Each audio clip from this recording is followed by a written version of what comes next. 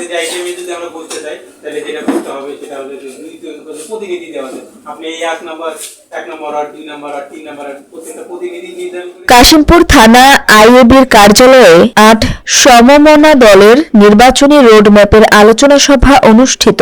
বিস্তারিত থাকছে গাজীপুরের কাশিমপুর থেকে মোহাম্মদ মমিনুল ইসলামের প্রতিবেদনে। গাজীপুর মহানগরের কাশিমপুর থানার ইসলামী আন্দোলন বাংলাদেশের নির্বাচনী রোডম্যাপ বাস্তবায়নের 8 সমমনা দলের প্রতিনিধিদের সঙ্গে বৈঠক অনুষ্ঠিত হয়েছে। 22 ডিসেম্বর রোজ সোমবার রাত 8টায় ইসলামী আন্দোলন বাংলাদেশ গাজীপুর 1 আসন আওতাধীন কাশিমপুর থানা শাখার উদ্যোগে হাতিমারা থানা আইএবি কার্যালয়ে সমমনা 8 দলের নেতৃবৃন্দের সাথে এই মতবিনিময় সভা অনুষ্ঠিত হয়। এ সময় পারস্পরিক কৌশল বিনিময়ের পাশাপাশি সমসাময়িক রাজনৈতিক পরিস্থিতি ও জনস্বার্থ সংশ্লিষ্ট বিভিন্ন বিষয়ে আলোচনা হয়।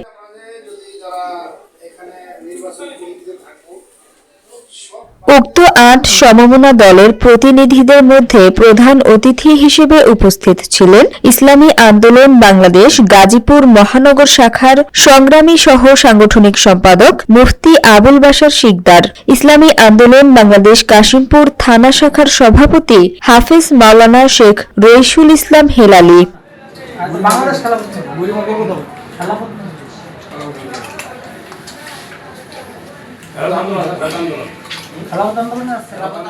বাংলাদেশ জামায়াতে ইসলামের সভাপতি মাওলানা ফরহাদুল হুসাইন, বাংলাদেশ খেলাফত আন্দোলনের সভাপতি মাওলানা কামরুল হাসান প্রমুখ সহ অন্যান্য অঙ্গ সংগঠনের নেতাকর্মীরা উপস্থিত ছিলেন। তাদের প্রত্যাশা, এবারের নির্বাচনে গাজীপুর 1 আসনের সংসদ সদস্য হিসেবে অংশগ্রহণমূলক নির্বাচনের মাধ্যমে জনগণের প্রত্যাশিত প্রতিনিধি হিসেবে জয় নিশ্চিত করা।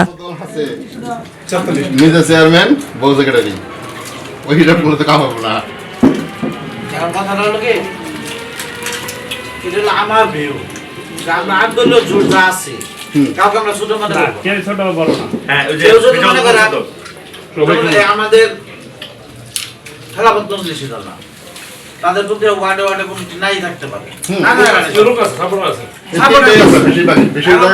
এই জন্য আমাদের ভাইকে